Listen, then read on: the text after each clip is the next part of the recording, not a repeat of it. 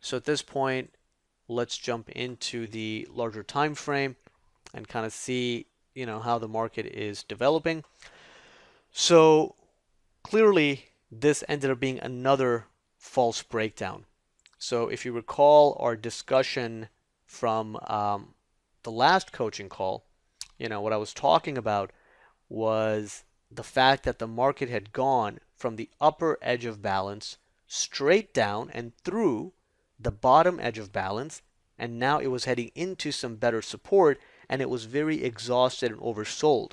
And that's why last week's coaching call, in the market analysis at the end of the call, I talked about how buyers could step back in and push it back into the balance. Now, that doesn't mean that I was expecting it to go all the way back up to the upper edge of the balance, but I was expecting the breakdown attempt initially to fail and go back into balance, and then we see how it's going to develop, right?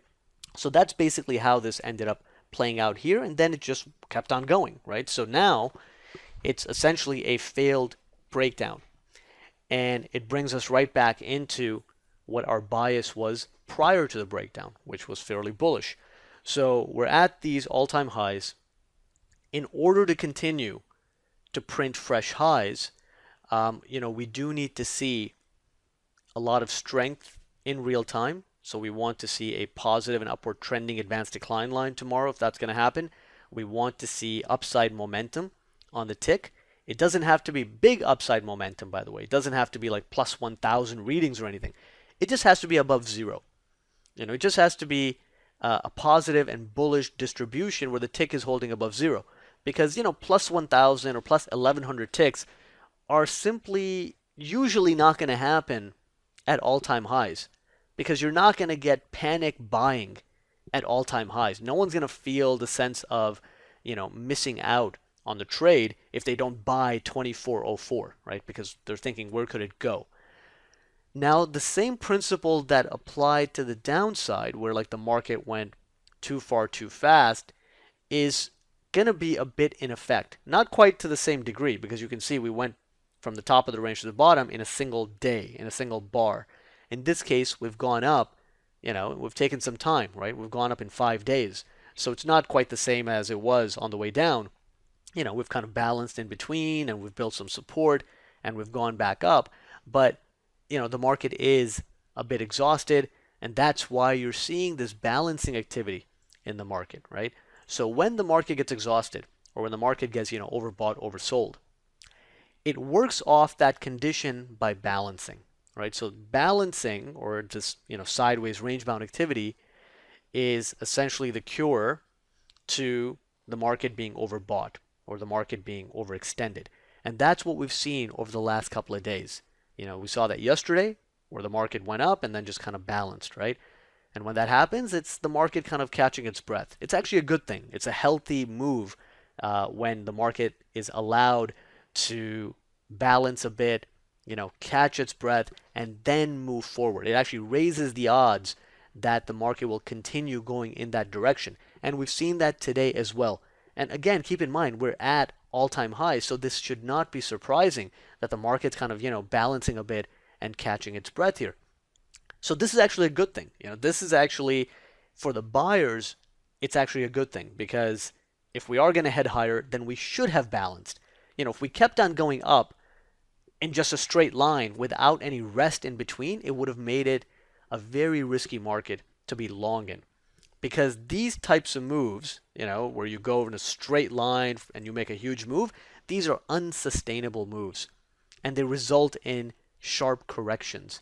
But when you go up like this, make a move and then you go sideways, go up, then you go sideways, and you balance, those tend to continue.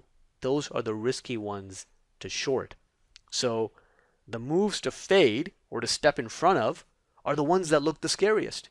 If you look over here, for example, where the market goes pretty much straight down into support, and this support had been around there like for weeks now, right? It's not like this was a zone that was created because the market turned around here. You can look back, that's where that support was for who knows how many weeks or whatever.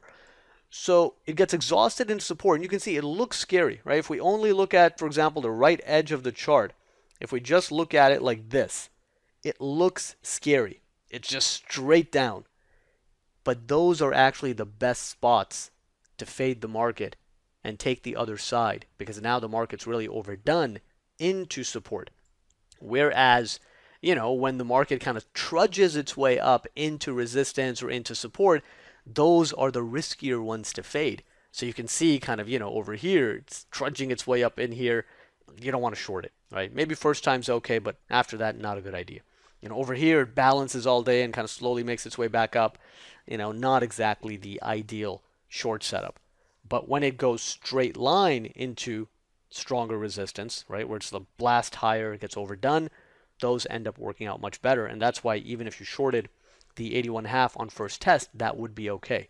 And you had plenty of time to get out of that trade when it wasn't working, and there were all these signs supporting the upside. So right now, the way this thing is setting up, we pretty much tested the all-time highs today. As long as we're not seeing any complete lack of upside momentum, or we're not seeing any intraday bearishness via the advanced decline or via one of the other markets putting in a bigger failure or rejection, the buyers are in control. And because we have now balanced up here for a couple of days, that has allowed the market to catch its breath. And that means that if there is going to be buying pressure, then the foundation is there to support a move to new all-time highs. And then on the downside, if we fail at this 94 to 96 area, and especially over here at 85 quarter to 88, that would be a bad thing for buyers, and then we could get some more downward momentum. But right now the question is, can the market break out to fresh all-time highs? And if that's going to happen, then ideally you want to see this area holding. Worst case scenario, you'd want to see this area holding, right? As long as that's holding, there's still at least a shot at going higher. But the ideal thing would be if we did not pull back much at this point, for buyers that is, and then the stage would be set for a push to new all-time highs. And then when the market pushes new all-time highs, there is no hard resistance, right? There's no reference level. It's literally the first time these prices are being traded. So then no one really knows where it's going to stop. So in order to get at least some idea of where it might stop, you can use the concept of range analysis. So, if you are a member on the EminiPlayer.net site, if you trade the S&P, then you have that trader worksheet available to you with the range analysis section right at the bottom over here. So then you can use that kind of, okay, what's the average range? What's the previous day's range? Where do I think that the range could be a bit exhausted when it's pushing to new all-time highs? And then use that as a rough estimate of where the market may end up going, and use that to take profit. You can also look at the Russell, and if the Russell's hitting some stronger resistance and the market's kind of exhausting the range, that can be a good time to take profit if you are trading it on the long side. But right now, that is the big question in the market: is the market going to break out to fresh all-time highs, or is it going to kind of reject again and continue balancing and possibly fail? So no one really knows that. If we knew that, then we would just buy and hold into tomorrow, right? So clearly we don't know what it's going to do, whether it is going to actually break out or not. But the stage is set for a breakout. So if a breakout takes place, it is probably going to be something that continues, right? So there aren't any warning signs right now necessarily, or any major warning signs telling us that if it breaks, it's going to fail, right? Those red flags are not present in the market at the moment.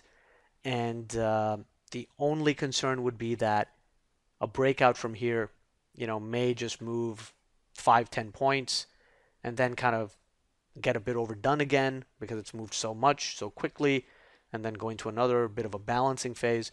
And that's something you have to take day by day, right? So that's not something we can predict from today, right?